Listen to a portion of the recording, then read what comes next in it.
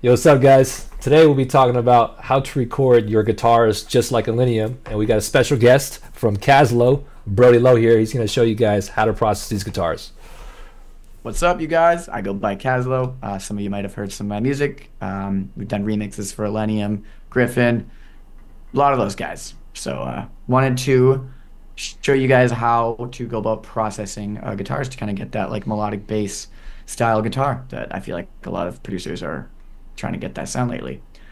So first things first here, I dragged in a guitar from Andrew's sample pack. He was super nice and sent it to me. There's a ton of really good guitars in here. We're going from the dry pack. So I just grabbed one of these guitars dry, and yeah, we're gonna go kind of straight in and show you how to process it. So first things first, I kind of mentioned this to Andrew off camera, was that if you're recording the guitar yourself, you need to make sure that you don't have the gain way too high coming into the DAW. If you have the gain too high coming into your DAW, then that's already going to screw up your recording. It'll be like clipping, or and then you can't really process it if it's already clipping and it's not gonna sound very good. So you need to make sure when you bring it in that it's at kind of a mid volume. So I'll play it here. You can kind of hear it. See down here, we got like -15. It's kind of in the middle. So that gives us lots of room to still process it, and you were not clipping or anything like that. Yeah, so that was the first major important thing. The second, I think, would be to make sure that you got a pretty consistent recording to start with. If you you basically just need to make sure that you have a pretty solid take, like the way you played it. You didn't aggressively like strum super hard at one part, super quiet at another part, and because the more level your take is before you start, the better end result you're going to get. So you can see this take here. The audio is pretty level already, honestly. So with that being said, that's going to change almost how we will process the audio. Since this audio is already fairly leveled, sometimes like if it's a vocal, I'll use a fast compressor first to catch the peaks, bring those like really tall peaks down with a fast compressor, and then I'll use a slow compressor to kind of level everything out. So this one, since it's already pretty leveled out, I don't think I'm going to bother with the fast compressor. I'm just going to kind of start with some multiband compression. And then maybe for like the newer guys, exactly, can you explain maybe what the compression kind of does to your guitar? Does it like kind of Yes. control the volume or anything like that? Yeah, go for it. So yeah, what a compressor does, especially when you're recording or using live recorded guitars like this that are dry without any, you can see this little quiet note. Oh, whoops, can't really. Anyway, see this where my thing is? There's a quiet note here, and then the note beside it is a much louder note. So what compression's going to do is level these two notes out. It'll bring the quiet note up in volume, and it's going to bring the loud note down in volume. And so you're going to get a smoother guitar playing that from note to note, it's not gonna like it's gonna sound super level in volume. If you don't want those little volume jumps from him playing guitar, right? You want it to be super smooth. Same with when you do vocals. Sometimes they'll sing loud, sometimes they'll sing a little quieter. So compression will level everything out, make it sound nice and compressed. Yeah, I got So you. Yeah. yeah, so that's for you newer guys what compression's going to do. So yeah, we'll start out with some multiband compression. So I think what we'll do is we'll just load up.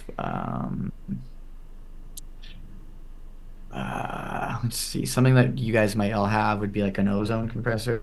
It's pretty popular. So we'll try the ozone dynamics compressor here. Because this one you can kind of use like a multiband. So yeah, we're just gonna kind of do a couple bands, maybe like a high, low, mid sort of thing. Now this one, we're just looking to start leveling it out. We're not going to do a ton of compression. And honestly, these settings with the attack and release, I don't even think I'm going to mess with the ratio attack and release much on these. We're going to do, yeah, sort of a medium attack. And yeah, maybe medium release. I don't think I'm even going to mess with them on this one. I'm just kind of start a little bit of compression down here. So we'll play it. We'll kind of bring the compressor down until it's starting to do a little bit. You can see we're getting like 1 dB on those louder guitar parts, so sounds good. We're gonna do another little bit, drag it down.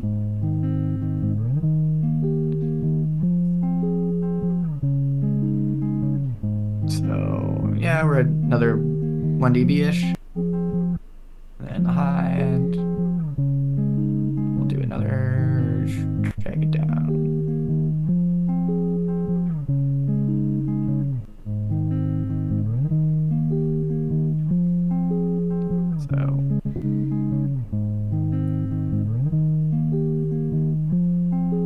So there we go. We're just starting to do like 1 to 2 dBs of compression overall, a little bit of multi-band compression.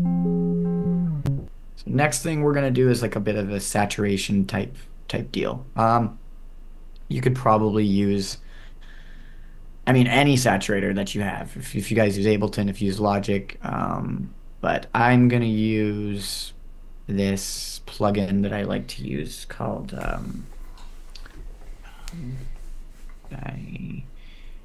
it's by this one. Is it by? That's the wrong one, but it's the right company. So yeah, this company called Caslow. Am I even saying it right? I don't know. These plugins are super cheap, and basically what this is it's a type of saturation with like a little bit of compression built in, I guess is what you could call it. There's these different voicings here. These just are different models of. It's almost like running your audio through an actual like mixing console. So these, as far as I'm aware, are different voices that are like the type of summing, which is a little bit of saturation and compression. Another thing you could do if you have the Slate Digital bundle is that you could use that too. In here, I found a preset that I really liked. It was just the acoustic guitar because it's a nice lighter one. Usually I just mess with the mix a bit, so I kind of bring it up.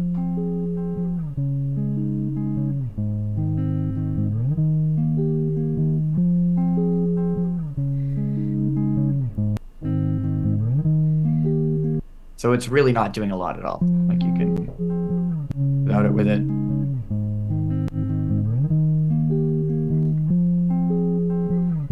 Seems like it's just kind of making a little bit warmer, you would say? Yeah, it's just yeah, it's just warming. Yeah, that's all you're looking for. It's just warm. Whoops, my face went away. Where do we go? Oh, it's him. There we go. Yeah, it's just warming up the sound a bit. That was it. So next show. I think next we will go into the actual, I guess, sound that you're gonna get, like the tone of the guitar. So for that one, I'm gonna use. So you're gonna want to use any type of guitar amp simulator plugin. Like Native Instruments has a very popular one called Guitar Rig that a lot of guys use. I like this one from the Slate Digital bundle. What's it called? Where is it at? Slate Digital.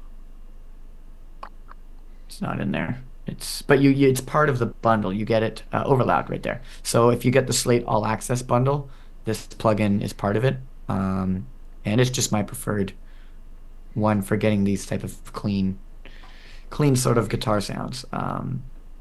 So typically what I'll do, some guys are, I guess better at knowing what cabs and what this and what that to use.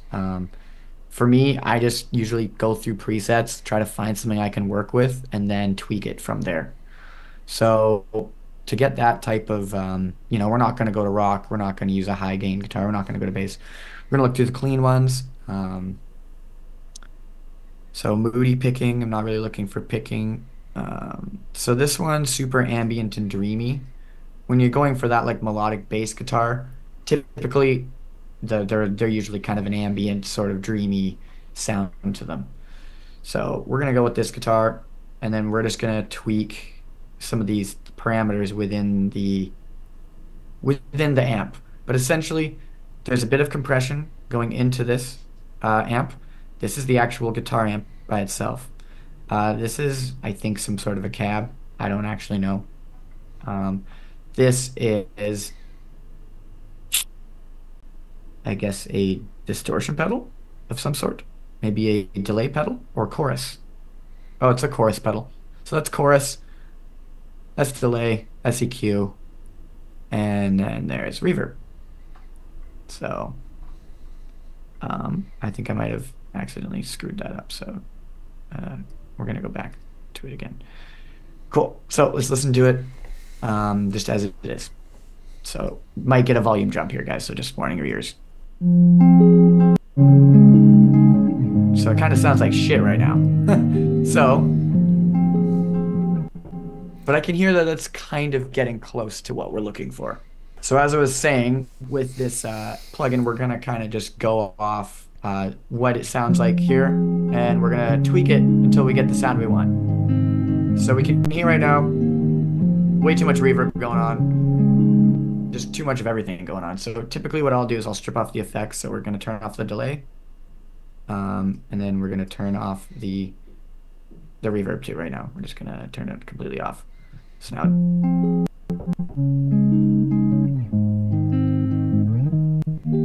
So yeah, first of all, we'll go back through. This is a compressor, so I'm gonna leave the compressor.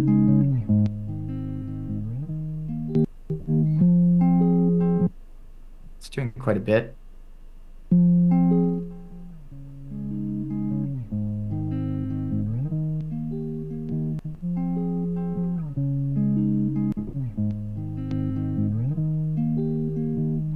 So I just brought the level down a little bit. That's it.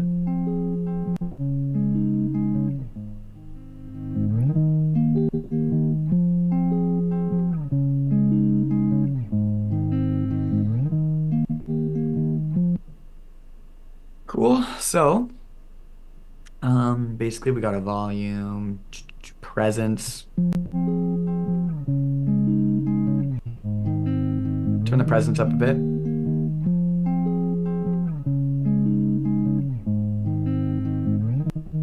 Yeah, I think I like that presence up on this one. I don't think I'm gonna mess with the treble and the lows, because I'll probably use another EQ later. What's this bright setting? Bright is on.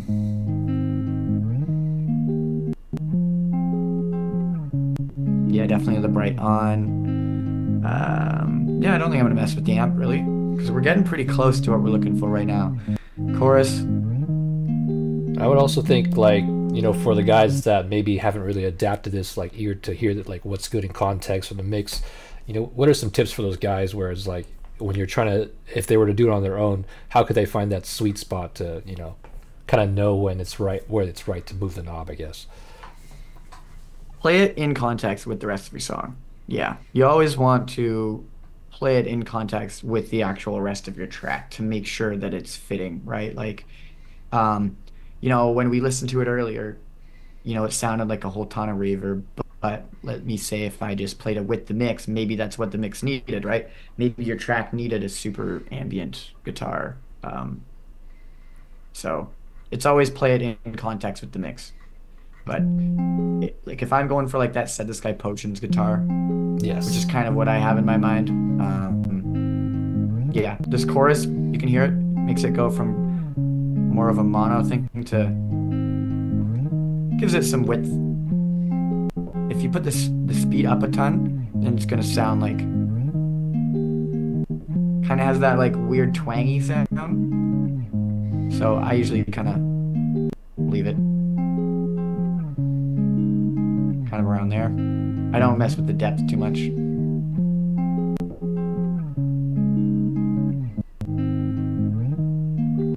Then the EQ. I'm not going to mess with this EQ because we're going to just EQ it later. And thus this EQ really is not doing anything. You can see it's doing like a 1 dB dip here and a 1 dB dip there. So it's not really doing much. So basically we're just going to mess with this delay and the reverb. That's kind of the main sauce, you know, of this sound. So let's turn on the delay. And you can already hear the delay is making it more reverb or more stereo. And I'm sure, like, if guys don't have a tape delay or maybe a reverb, they can probably use a different, I guess, delay or reverb in their DAWs. Or absolutely, yeah, yeah. I could show you this example with these reverbs, and then I could show you another example real quick without them. So we'll dial in these, and then I'll show you an example if you don't have them in your amp plugin. because yeah, not all amp sims will have all the effects like this in it. So, but for this example, we're going to turn the amount. That's the modulation amount. We're going to turn the delay level way down. We're going to go like, we're going to leave the modulation amount in the middle. Turn that way down.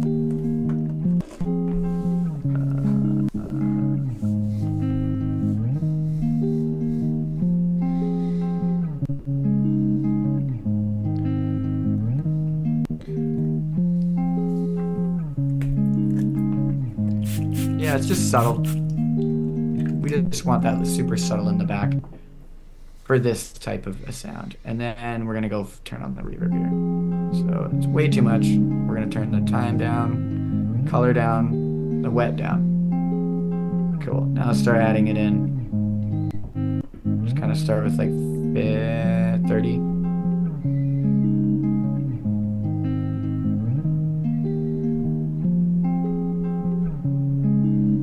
So now this is the part where it's completely contextual to your song, right?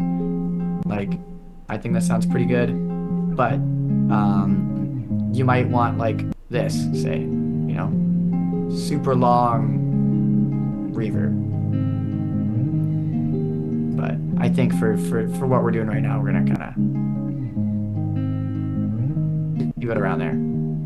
And just like adding on that context thing, I remember when for the Monica Santucci track that I recently released, on the part where I dropped all the energy, that the reverb, I think it was like the amount and the decay was shortened for that like drop in energy. So just kind of adding to that point of being completely contextual or based on what you have in your track to adjust your reverbs and delays. Exactly. Yep. And you can, and that's a, you know, another, if you don't have this to process everything in one plugin, or like you said with Andrew, if you want to automate the effects, then it's probably better to set them up on Ascend and do it that way rather than doing it in the plugin. So if you want to automate it, like he said, you know, have a part where maybe the guitar gets really dry for a bit and then have it get bigger later, then you wouldn't want to do it this way in the plugins. You'd want to do the reverbs and delays outside of the plugin. But for this example, we did it in the plugin. And then basically what I would do after this is probably just do a little bit more compression, maybe just to glue that reverb into the guitar, and then an EQ, and that's pretty much it, honestly. So I would add like it's just like a Pro MP. Let's add one of those. We can just do 3 bands, you know, 3 bands.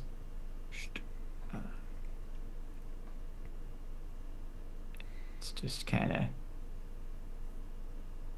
yeah, just a basic 3 band. I usually kind of take the slopes down a bit. It doesn't really matter. Yes, now we're just going to do like a little bit of compression on each. I'm not going to deal with, so let it play. So we want to fairly kind of mid here, so it holds onto the sound.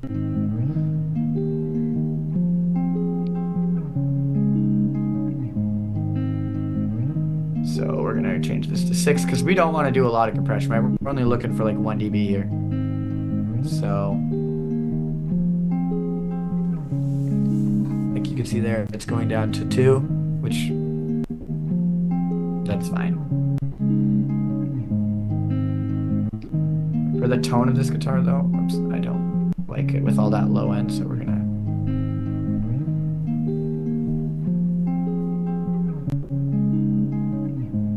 Okay, now this one, kind of the same thing. We're just sort of looking to do a little bit of compression to glue the reverb in. So there we go, and then the high end.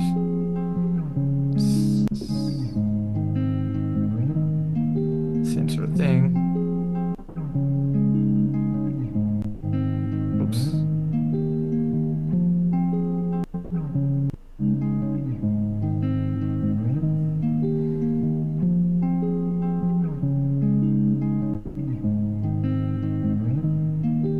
So now we're just doing, you know, basically 1 dB of compression across the board. So without it, it just basically brings that reverb and delay kind of more into the sound a little bit. Also, Last thing we'll just do is like a Pro Q3. I feel like a lot of people have this one. So again, this is in context for your mix. If you know if this is the intro of a song, maybe you want this low end in. If this is playing over a piano or then you might want to remove some of this low end. Like I think that these notes are a bit much, so I'm gonna cut a little bit of this out. Whoops. I'm going to do this, and we're gonna cut some low out.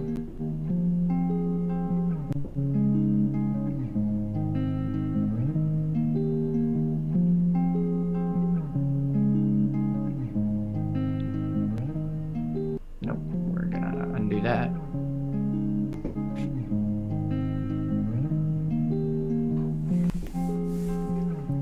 Oh, I see what that was doing. Like, why would it get so much quieter there? So yeah, I mean, cutting out some of these like more muddy low tones. But as I was saying, if this guitar was playing in the mix in the intro, then you'd probably want that full range of the guitar in there. Maybe just that initial note though, it's a bit resonant. But if you're looking to keep these tones in your guitar, but you just want to control them, so that's when a dynamic EQ will come into play. So dynamic EQ is not going to get rid of the sound. It's just going to bring it down only when it peaks out louder than think of it as like a compressor. So you set when that one frequency pops out, this dynamic EQ is going to bring it down only when the frequency pops out above the threshold. See? It kind of only hits it on the notes. So then in this case, I'd probably do this, where it's going to kind of just get rid of it when it pokes out. And then if you want, like boost the high end a bunch. If that's how your mix wants it, right?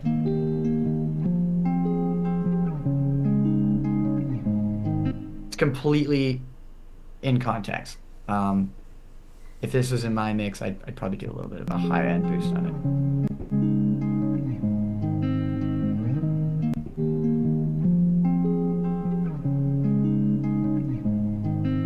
Brings out some of the air of the reverb. So that's kind of how I would do it if I was using the Slate plugin. If you weren't using the Slate plugin, you could pretty much do all these exact same steps, but you still need this amplifier. Like you need some sort of a guitar amp. I think Ableton even comes with a stock guitar amp you could use. Most DAWs should come with some sort of a stock amplifier. But essentially, you're just looking for a little bit of compression, amplification, adding a bit of chorus, and then and delay. So if I wanted to do an example without having these two, we can go listen to what it sounds like now. Completely dry. So then what you can do is you can set up a bus or a send, or you can put it directly on the sound. You have more control if you set it up on a send. So that's how I'd probably do it. Let me look and see if I've got any reverbs already set up for vocal reverb, which meaning control, meaning like, for example, if you wanted to EQ the reverb, you could just EQ the reverb by itself and not like the whole entire chain, or is that what you mean by control? Yeah, that's what I mean by control. Yep. So let me just put on one of these vocal reverbs that I did. So another reverb you can get from the Slate Digital is this Verb Suite. Again, it's got a whole bunch of them. What I would probably do is look under, like you could see I did vocals, small room vocals. So, if we're looking for guitar, we'd go like,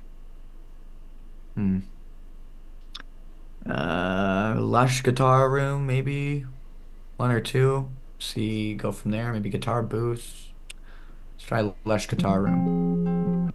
So it's going to be none right now, right? And then, so let's see what it sounds like at full blast. And then what I always do though is EQ the reverb. So like we said, we'll put a reverb behind it. Um, so before I even play it, I know what I'm going to do. I'm going to do a bit of this. I'm going to do one of these, cut some highs out. So typically all reverbs delays, I do something along this.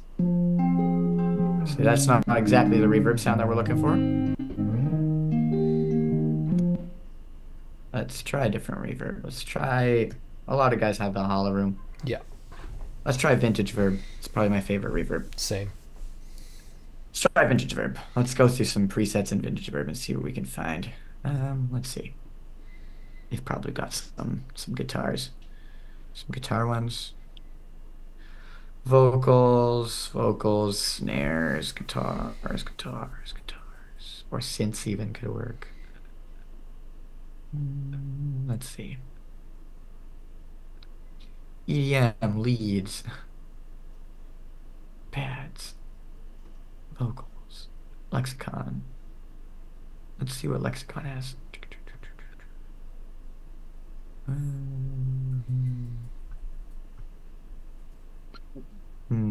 could also just try and make one that we think sounds good. Let's just try that. So the 70s is more of a darker tone. And then you have 80s, which is a little bit brighter. And then now, which is like the most bright. So again, it depends on the tone you're wanting for this one. Let's just try in the middle. Let's bring this low cut up to like 600. And let's bring this high cut down to like 5,000, something like that. I'm not going to mess with the rest. Pre-delay. And maybe let's do let's try them out. Let's try a plate or a room, I guess. So mix has to be at 100 because we're sending it in, and then we'll mess with this decay.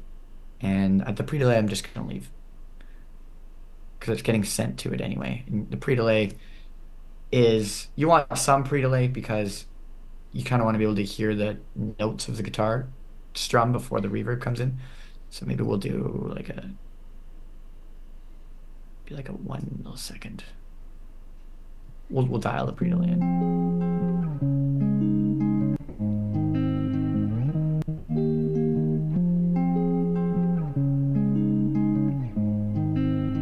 So I think for this,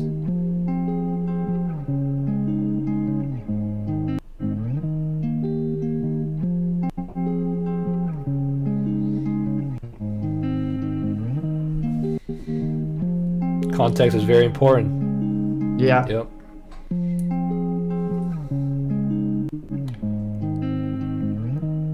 I'm just gonna leave it there. So let's try room.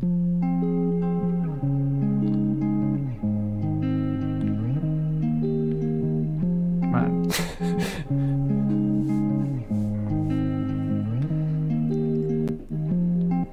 And see if I took some of this out. It's gonna drastically change how the reverb sounds, but I like to have that control over how my reverb sounds, right? Like I kind of want this sort of a darker reverb. If you want to let highs in.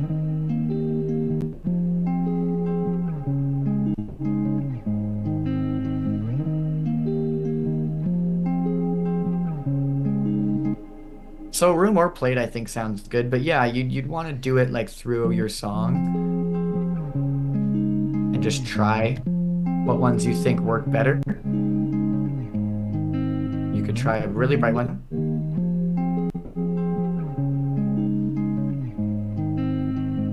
You could try a really dark one.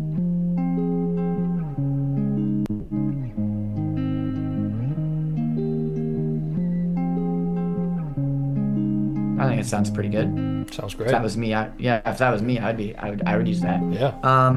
And then you can set up another one for delay. And then delay is pretty much the same exact thing. I'm just gonna see if I have a vocal delay that I can just tweak for a guitar. Vocal delay bus. Remind me, I did a good reverb on that one. Let's see. Stereo delay. So yeah, we're not gonna set. Oh, no, it's not a vocal. So same thing for delays. I typically do one of these. Yeah, I start with that. Let's put it at maybe not full blast for delays. So you could use any delay for this, but I'm just using a digital delay. Let's try a quarter note, see how it sounds. Usually I go quarter or eighth notes. Um, all I have here is, again, I'm low cutting it at three, whatever, 400-ish, and then I'm high cutting it down at like 5K-ish. So, and I have it just on a regular spread. You can ping pong delay instead, but again, context your mix, depends what you want to do.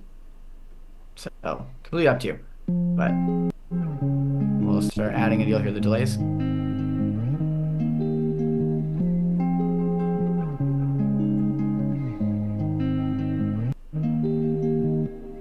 See, the reason, and here's another little pro tip. So it sounds okay, but the delays are kind of dry. So sometimes what I'll do is I will let's try eighth note, see what that sounds like. Let's try half note maybe. See what half note sound. Half note or quarter. It's definitely gonna be quarter. But yeah, so a little trick here I want to show you real quick is to take the reverb that you just made and then copy the reverb and put it on your delay channel. But then we're gonna go before the EQ. So now your delays aren't gonna sound so dry. They're gonna be going through this same reverb. Now, I would probably make it shorter because otherwise you're just gonna load up the reverb. But now you can control again how wet your delays sound. So, you know, you can do like a shorter.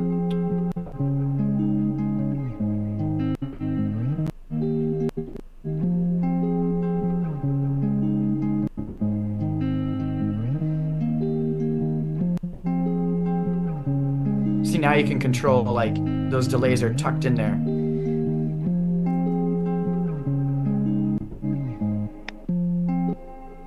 That's kind of what I would do. Like, you know, I think that this right here sounds pretty good. If I was to use it in a track, I would use this. Sounds sick, man. And yeah, so that's your two different ways to go about it. You can process them in the plugins using the built-in plugins, but you have a lot more control to do it on sends, like I did here in the second example, where you can EQ your reverbs, then you can, you know, add reverb to your delays. And then, yeah, you can automate it, right? You can choose, oh, maybe partway through this, I want to automate my reverb.